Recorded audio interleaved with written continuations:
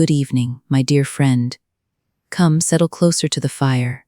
Let its warmth chase away the chill of your worries, just as it used to do for us, long ago, in another land. My name is Miriam, a daughter of Israel. If you listen closely, you might hear the echoes of generations in my voice, generations that knew only the relentless sun and the unyielding whip of Egypt. For nearly 400 years, our backs bent under Pharaoh's will, our hands calloused from mixing straw with clay, shaping endless bricks for his grand cities. The sun, a merciless eye, baked the very air we breathed until it shimmered above the dusty fields. Each morning began before the first hint of dawn, rousing us from fitful sleep on hard-packed earth, our backs bent under Pharaoh's will. Our hands, calloused from mixing straw with clay, shaped endless bricks under a merciless sun. But then, a change. Not a gentle shift in the wind, mind you, but a tempest brewing in the very foundations of Egypt. My brother Moses returned from the desert, his voice carrying the weight of God's command. He and Aaron, staff in hand, stood before Pharaoh, demanding our release. At first Pharaoh scoffed, truly he did, but then the signs began. The Nile, Egypt's very lifeblood, turned to a thick crimson horror, not just in sight, but in every cup we tried to drink. Fish died, their pale bellies floating, and the stench, oh, it was enough to curdle your very soul. And then came the frogs, the gnats, the flies, the boils. Each wave affliction brought a fresh tide of terror to the Egyptians, and a strange, fragile hope to us.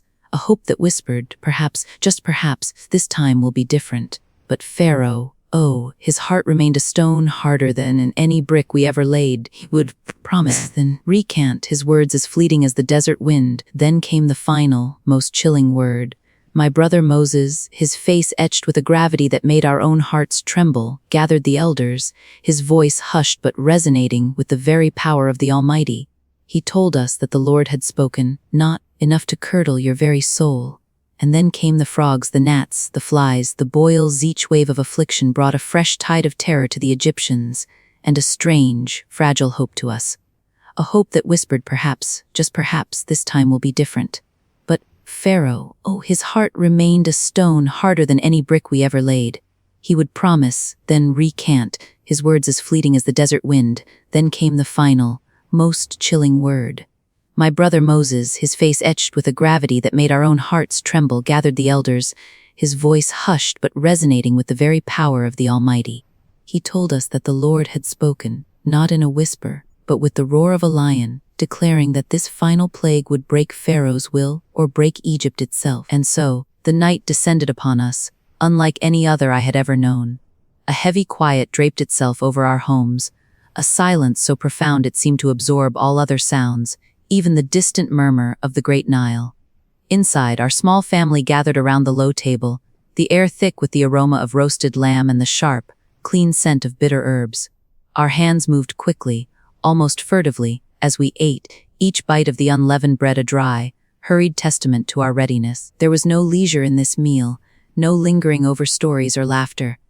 Our feet were shod in our traveling sandals, staffs rested beside our hands, ready to be grasped at a moment's notice.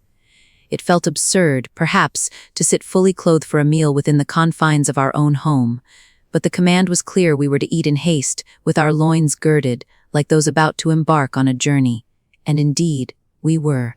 My heart hammered against my ribs, a frantic little drumbeat echoing the collective pulse of our entire household.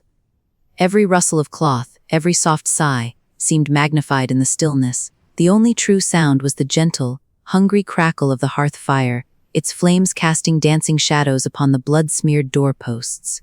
That blood-a-stark, crimson declaration of our faith, a visible plea for divine mercy. We knew it was our only protection, a sign for the destroyer to pass over, to spare the firstborn within these walls.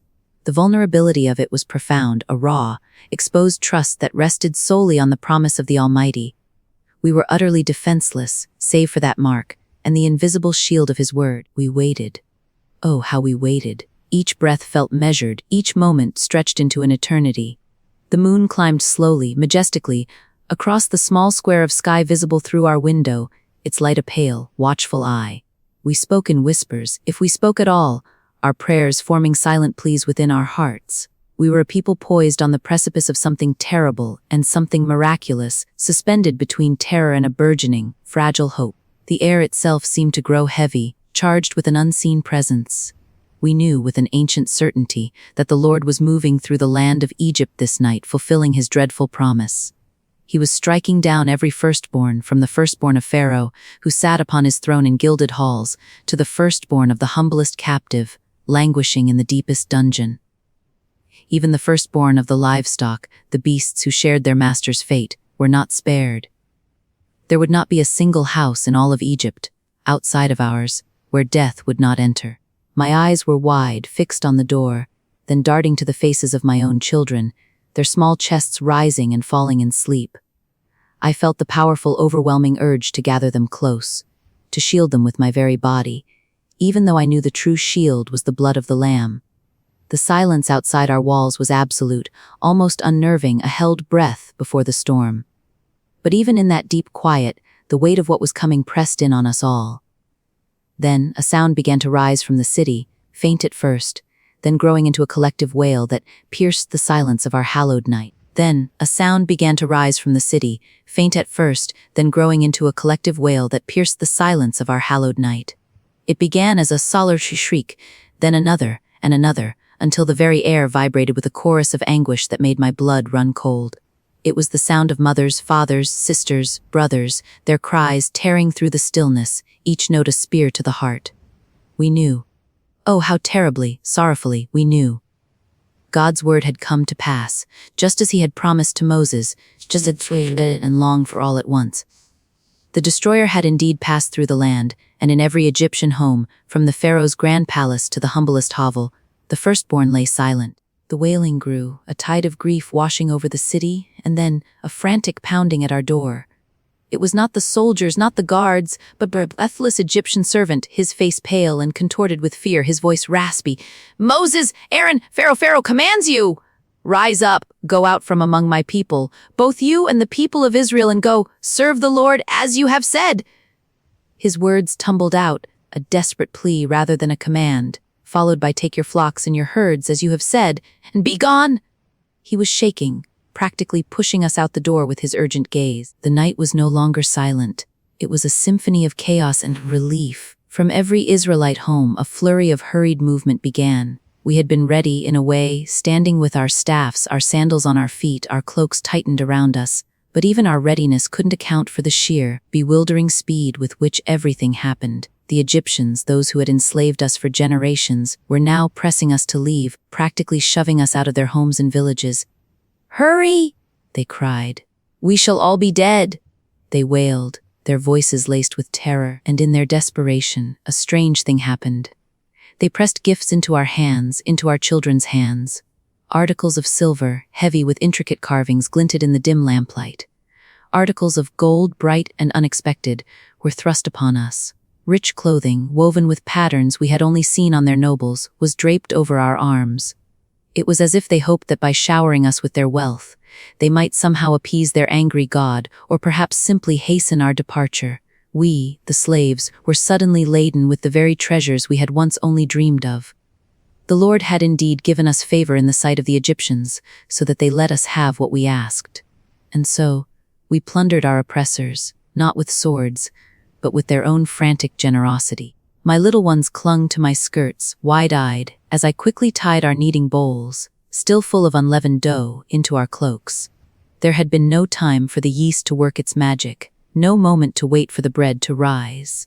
That heavy, flat dough, destined to become our bread of affliction, was now the bread of our freedom, awkwardly slung over our shoulders, a testament to the haste of our departure.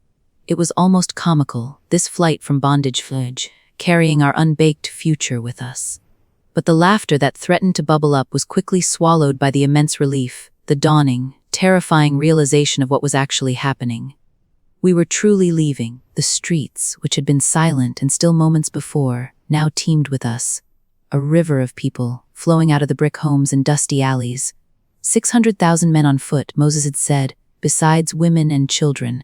It was a vast, murmuring tide of humanity, each face etched with a mixture of disbelief, weariness, and a fragile, burgeoning hope.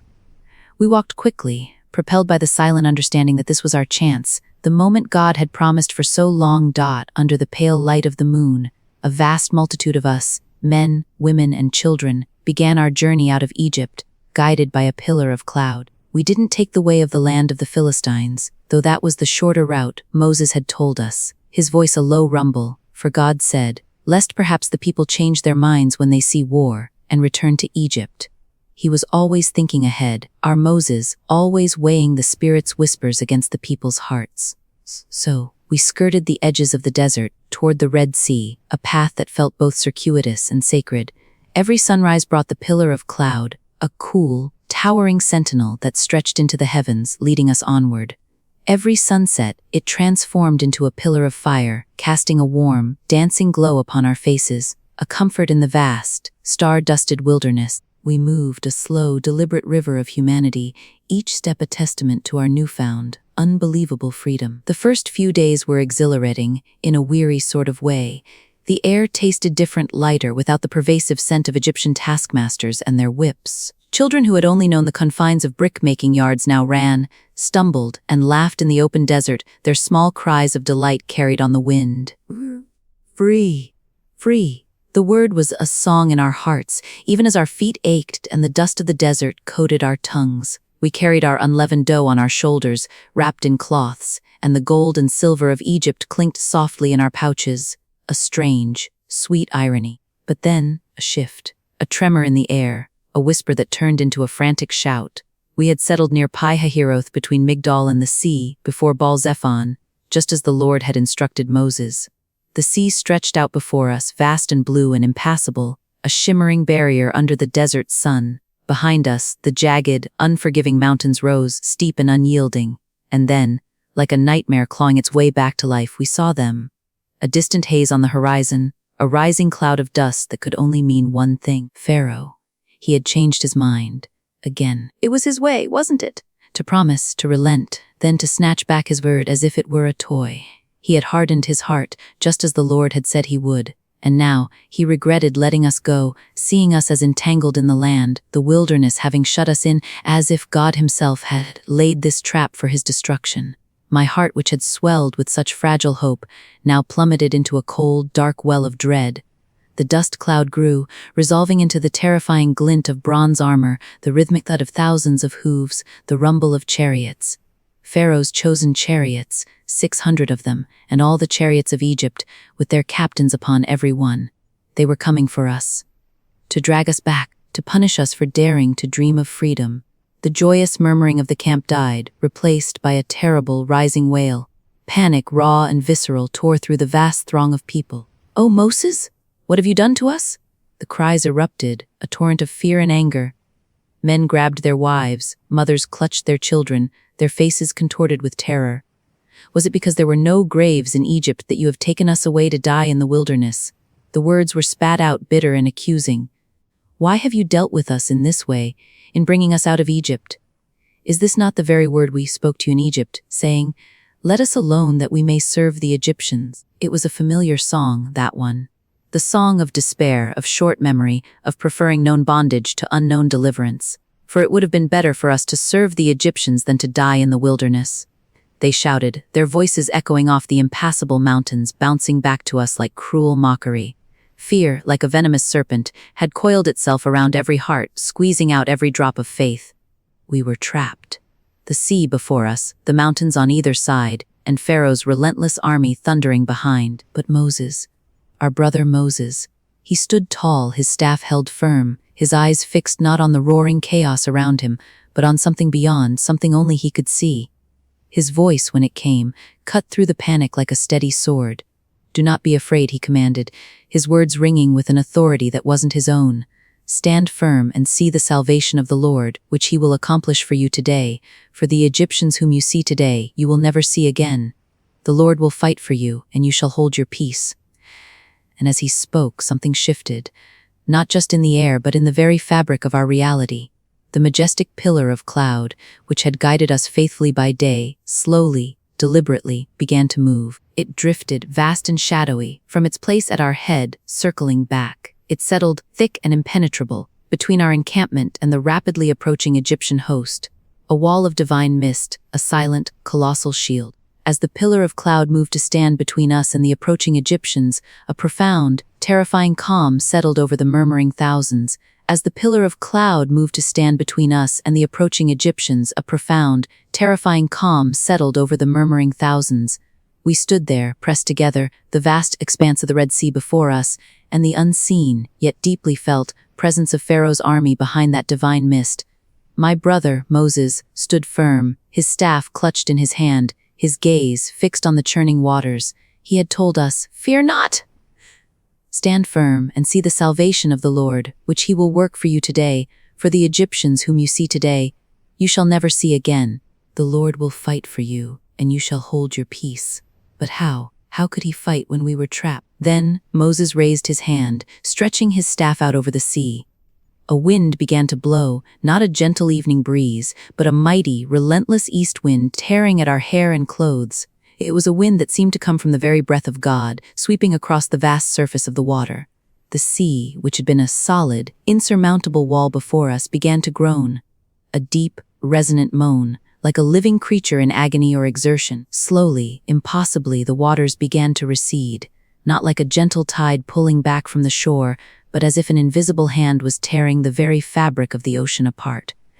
We watched our mouths agape as the water on either side piled up, formed two towering walls, shimmering and alive, held back by an unseen force.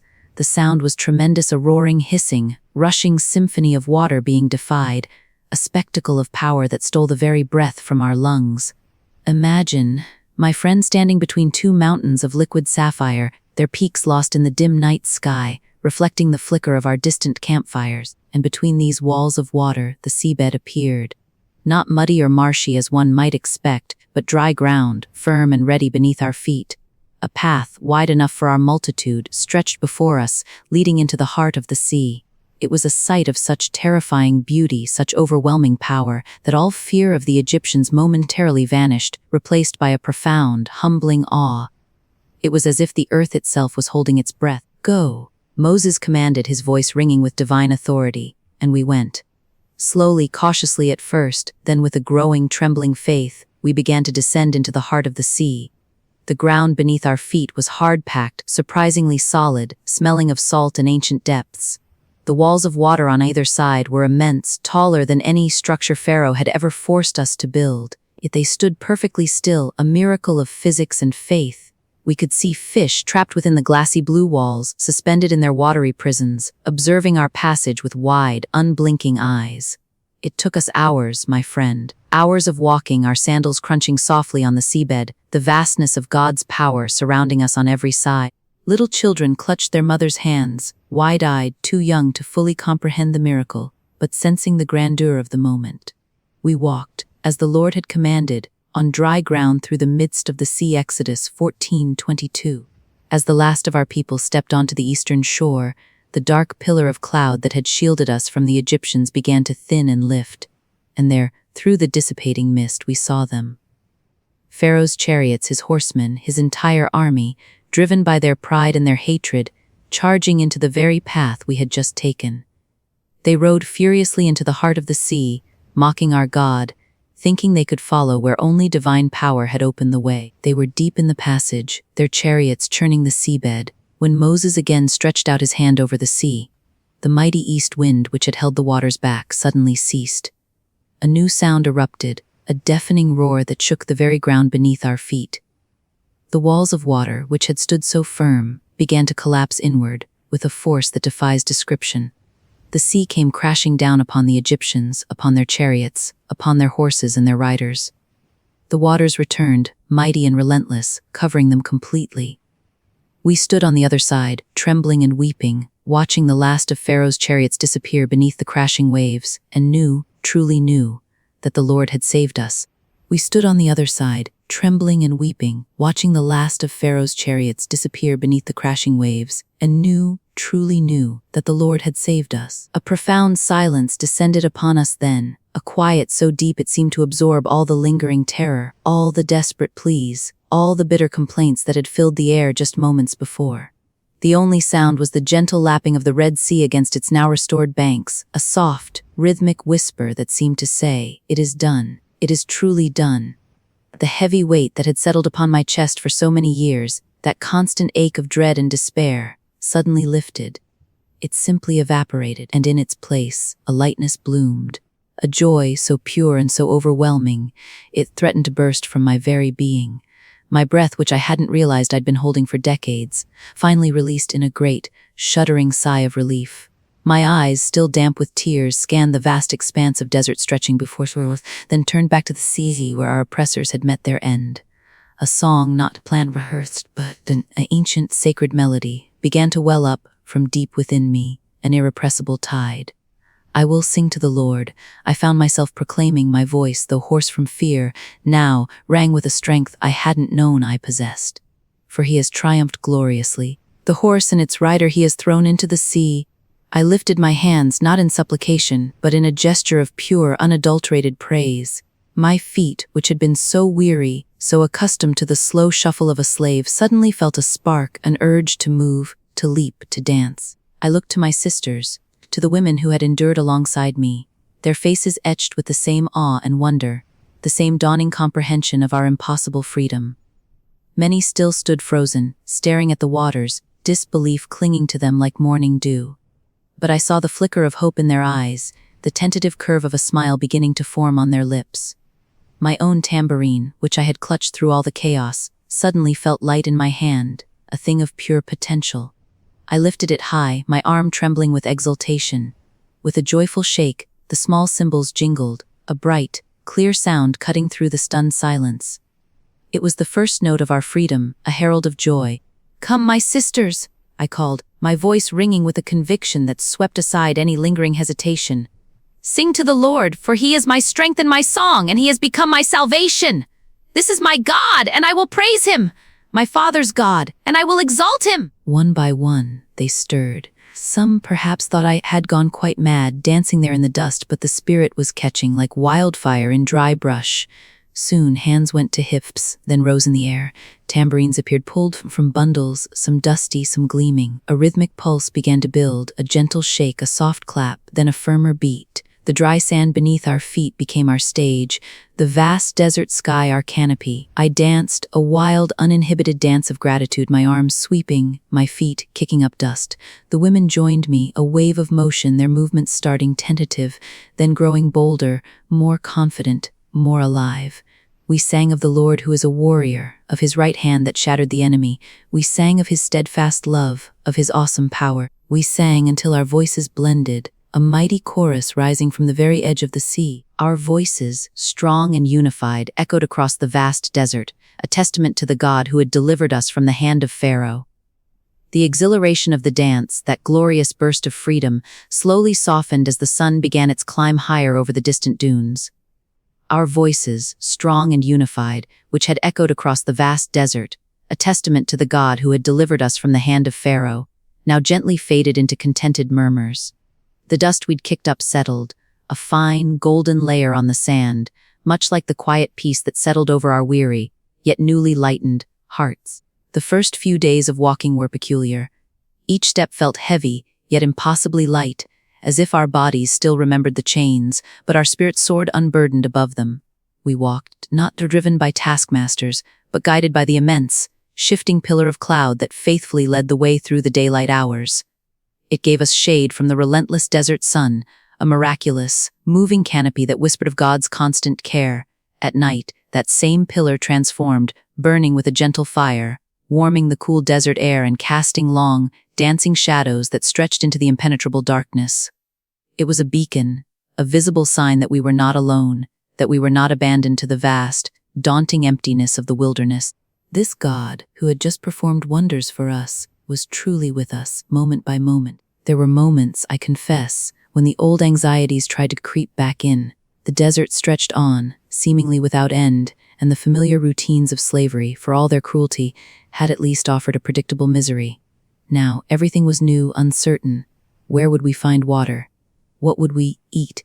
But then I would remember the sea, the impossible pathway, the overwhelming roar of the returning waters, and a quiet resolve would settle deep within my soul. We were no longer slaves. The very air felt different, cleaner, without the pervasive scent of Nile mud and Egyptian sweat. Our conversations shifted too.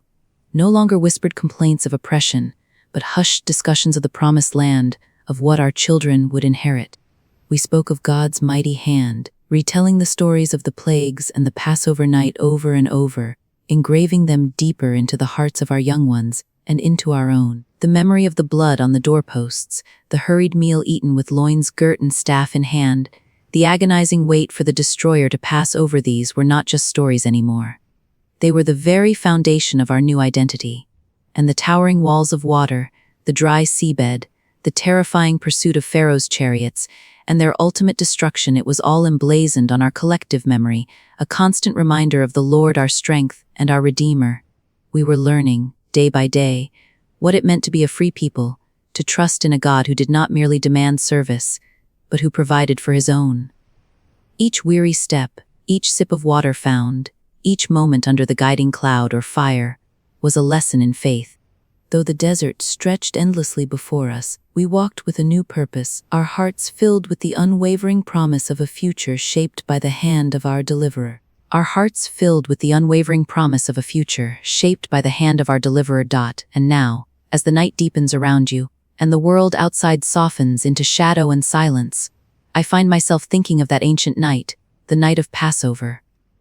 It was a night of great terror, yes, but even more so, a night of profound protection and astonishing liberation.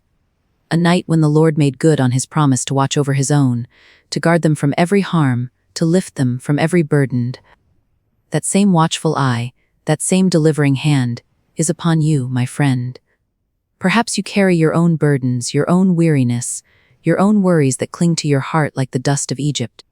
But just as we were told to stand ready, to trust, to lean into the promise, so too are you invited to lay down your load now, here, in the quiet embrace of this moment. Feel the weight of it slowly begin to lift, like a yoke removed from tired shoulders. Imagine the quiet assurance settling over you, a peace deeper than any sleep you have known. The God who divided the sea, who shielded us from the destroyer, who guided us through the wilderness with a pillar of fire, he is with you still. He watches over your going out and your coming in from this time forth and forevermore. Let your breath deepen gently, steadily. Let your thoughts quiet like the desert wind at dusk. There is nothing left to do now but to rest, to trust in that ancient, enduring promise. You are free to simply be held safe and sound in the care of the one who never slumbers, never sleeps. May the peace of that ancient night and the assurance of God's watchful care settle over you now, guiding you into a deep and tranquil sleep.